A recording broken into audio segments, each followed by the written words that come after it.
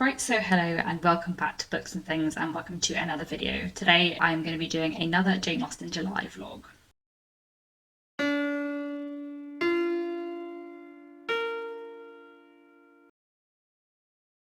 So today is Friday the 10th of July, so just to let you know what I'm currently reading, I'm currently about halfway through Emma, which I'm really enjoying, so I'm going to crack on with this today, and then tomorrow I might start something new. I've just finished one of my non-fiction Jane Austen reads yesterday, so I think I might read a Jane Austen retelling next, and read What Kitty Did Next, which I have on my Kindle, which is about Kitty Bennet, so looking forward to that one, and I'm going to carry on with Emma, which is just absolutely marvellous so far.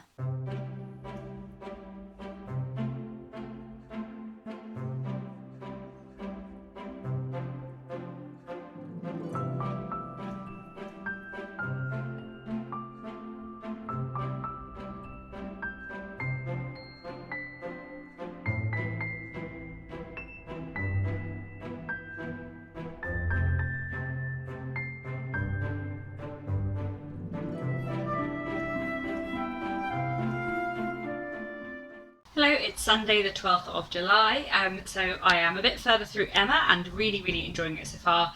I definitely am liking Emma much more on this reread. I think it is like nudging Persuasion out of the way for my third favourite Jane Austen novel, potentially, I'm not sure, but I'm really thoroughly enjoying it. I also just started reading What Kitty Did Next by Carrie Cavleen, which is a Pride and Prejudice retelling focusing on Kitty Bennet and what she does after Pride and Prejudice, which so far I am really enjoying. I sound a bit surprised about that. I think because this was one that I found in my researches on the internet rather than one that I'd had recommended to me. I had slightly mixed expectations, but actually I'm really liking it so far, and I think it might end up being the other Bennet sister, which focused on Mary. This one focuses on Kitty, and I think it might end up being another sort of real favourite, really great fun, really engaging read with a lot of worth as a novel in its own right, aside from just its connection to Pride and Prejudice. It's really good so far. A lot of really interesting extra characters. Kitty's really interesting. I'm enjoying seeing Kitty's relationship with her sisters and the other characters she's encountering. It's really good fun so far, so I will carry on with that and see how I go. And yeah, I will check in again tomorrow.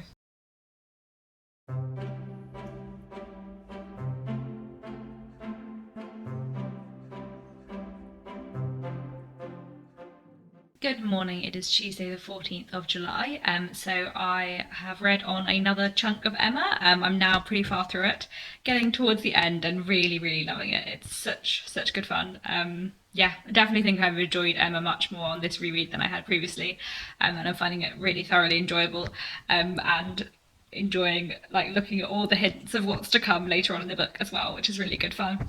And then I'm also halfway through What Kitty Did Next now, which I'm really enjoying. It's really good. Definitely a bit of the other Bennet sister. Really good fun, really lovely retelling. Georgiana Darcy has quite a big role in it as well, which I'm quite enjoying. So I'm curious to see where it's going. I can't quite predict the plot yet, but I'm really enjoying it. So that's a good fun read as well. And yeah, I think that's all for now. I will carry on with reading Emma and What Kitty Did Next.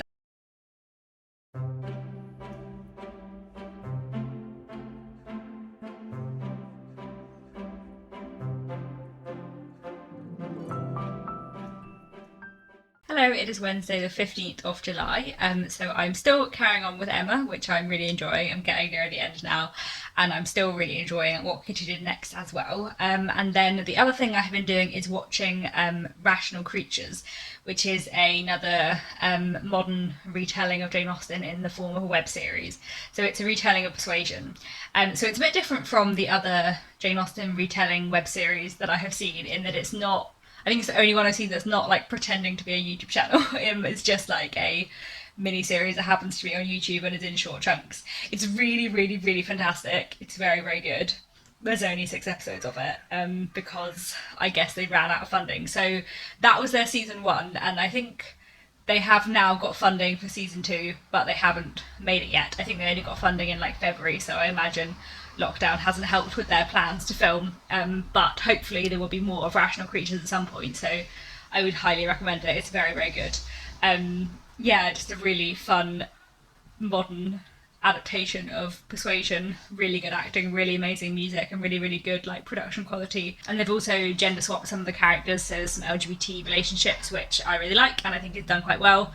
And yeah, I just think it's really great. So that's very good. I'm so sad that there's only a few episodes because I really, really loved it and I want to watch more. But yeah, I think next for my like Jane Austen YouTube mini series hit, I think I'm gonna go for the Jane Games, which looks absolutely ridiculous, and there's only 21 episodes, so I reckon I can definitely watch that before the end of the month, and we'll see how that goes. I think it's gonna be ridiculous and hilarious. So yeah, and that's all. I will check in again soon.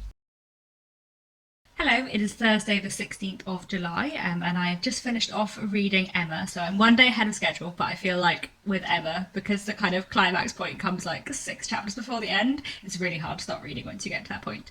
But yeah, I really, really enjoyed Emma. I definitely enjoyed it a lot more than the last time I reread it. I thought it was a really, really fantastic read, and yeah, just really, really wonderful. I'm so glad that I finally reread it again. And I think it's going higher up my Austen rankings, possibly pushing Persuasion out of number 3. Yeah, it was just really, really fantastic read. I really, really enjoyed it. So that was very exciting. Got much more out of it on this time round.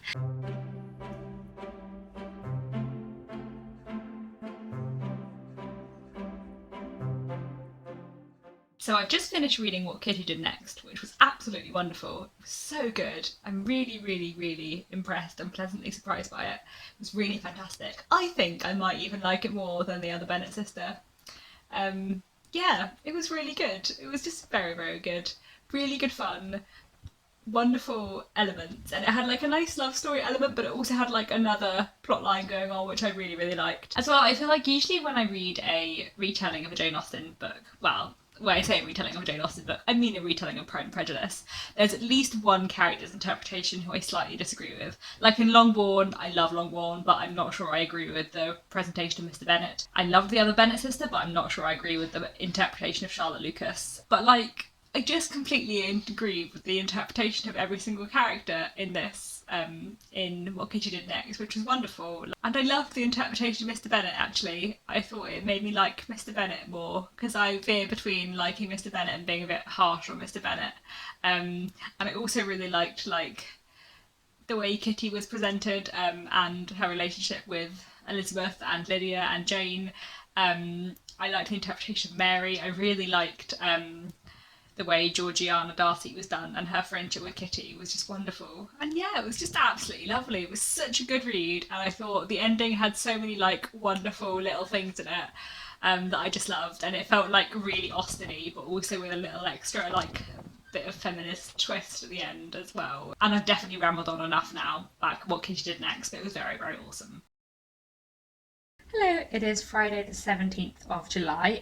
So now that I've finished off reading both Emma and What Kitty Did Next, I'm going to start a few new things. So I did actually start listening to Pride and Prejudice last night and listened to rather more of it than I intended. I'm definitely way ahead of the read long, which is not supposed to start till tomorrow, which I do feel a little bit bad about. However, it's just so enjoyable, and the audiobook narrated by Rosamund Pike is just so good, so I just started it. I think as well, because I'm listening to an audiobook, I'm probably not going to listen to it every day, but when I do listen to it, I'll probably listen to it in bigger chunks, and so I might not completely stick to my own read along schedule, but we will see.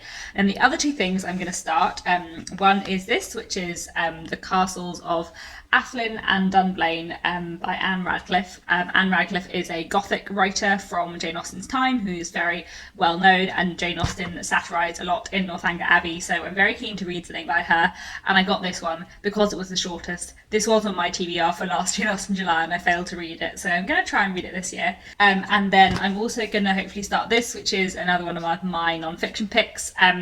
This, as I think I mentioned, is a little bit sort of pre-Jane Austen. I think it might just stretch into Jane Austen's time, but I'm not completely certain.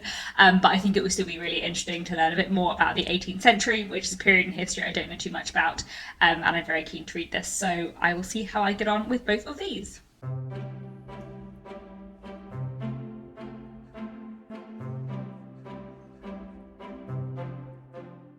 Hello, it is Friday evening and I've just finished work for the day. And so I did start reading the Anne Radcliffe novel this morning, which I'm quite enjoying so far. Definitely enjoying it more than Horace Walpole's Castle of Otranto, which was the last 18th century Gothic novel I've read. This is quite silly too, but I'm getting on with the writing style much more. In fact, the writing is quite like Jane Austen, which is weird because the content is not like Jane Austen at all. But yeah, I'd say I'm mediumly enjoying it so far, so we'll see how the rest of it goes. And then I've also started watching The Jane Games, which is a web series, which is a fake reality TV show with Jane Austen characters. I think I might hate it, but in quite a fun way, because it's sort of awful and terrible, but it's very entertaining. I definitely don't agree with quite a lot of the interpretation of the characters. The interpretation of Marianne is bonkers, and Mary Crawford is all wrong too, but it is quite fun, so I will keep watching and see what I think of the rest of it. And yeah, I think that's all for now. Nick and I are going to watch the 2005 Pride and Prejudice film tonight, which I'm really looking forward to. I haven't watched it for years, actually, and Nick's never seen it before. He's seen the 1995 one, which we watched together last year or the year before after he read the book, but he hasn't seen the 2005 one, so that'll be fun. And yeah, I really like it. It's not as accurate as the 1995, but I really enjoy the visual look of it and the sound of it, and I think the acting is really, really good.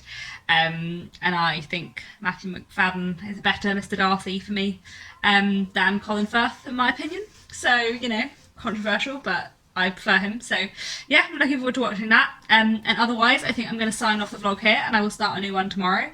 So yeah, I hope you've been getting on well with Jane Austen July. Let me know what you've been reading and how it's been going. And that's all. And I'll be back very soon with another bookish video.